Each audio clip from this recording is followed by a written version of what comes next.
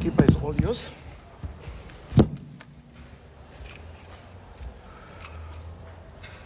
Yes, please.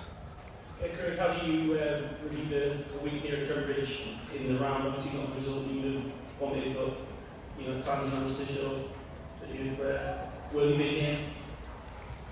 Yeah, I think dissecting it, I think between sort of bowling and batting, I'd probably say that on that first day we weren't really up to par. I think with our big quicks, we probably didn't get enough in the right area. I think according to the data, it was only around 40%, in that sort of 6 metre length. I thought we could be a lot better than that. I think when you do get it in the right area, especially in these conditions, I think you ask a lot of questions of the batters.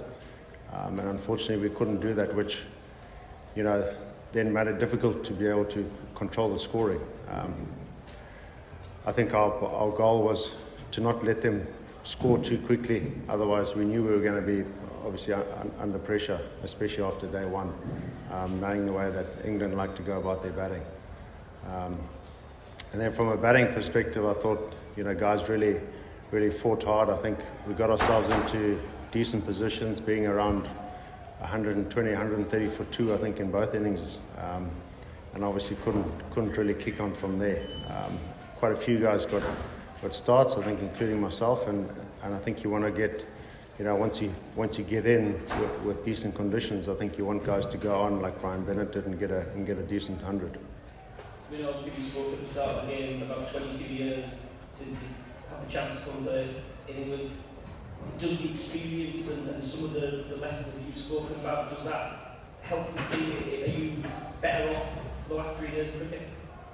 Yeah, no, certainly, and I think that's something that you want from the player group is to be able to go back home from this, having learned something and something that you can take with that you can improve on as a player. I think as an individual as well.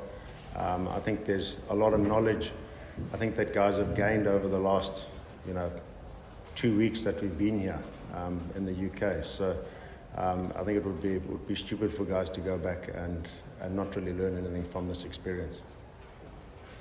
Hi Craig. Obviously you guys are professionals and you're thinking about the result first and foremost, but obviously the passion of the fans here in the stands are still singing after the game. It's probably not a surprise to you because you see this at the Harare Sports Club, but probably for an English fan, it's probably quite surprised by the passion. Were you expecting so many fans to be here for this?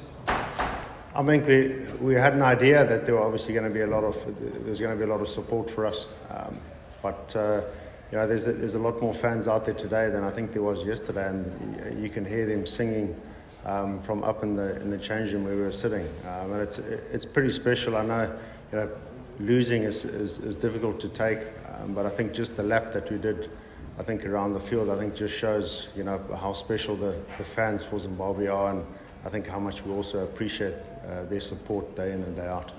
Does it lift your performances, do you think, as players? Yeah, no, certainly. I think you have so many people coming to watch you and so many people coming to support you, and these are fans that haven't had the opportunity to come and see us play for a long time, 21 years. And a lot of guys would have just seen us play on TV. So to have the opportunity to come and watch us play at Trent Bridge live, I think would be special for them. So you also want to give them something to remember when they go back home. You've got a busy test year still coming up, so how is this match going to help you in preparations for your upcoming calendar?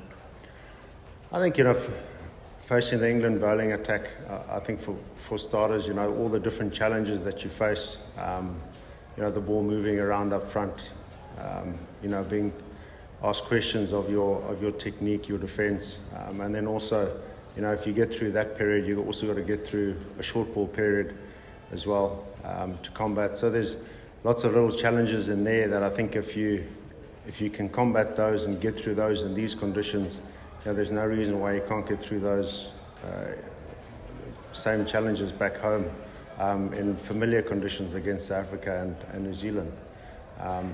And again, from a bowling perspective, I think guys will understand that they weren't at their best. You've got to get better, and in conditions back home which possibly a little bit flatter, you've got to be a lot more consistent and a lot more patient.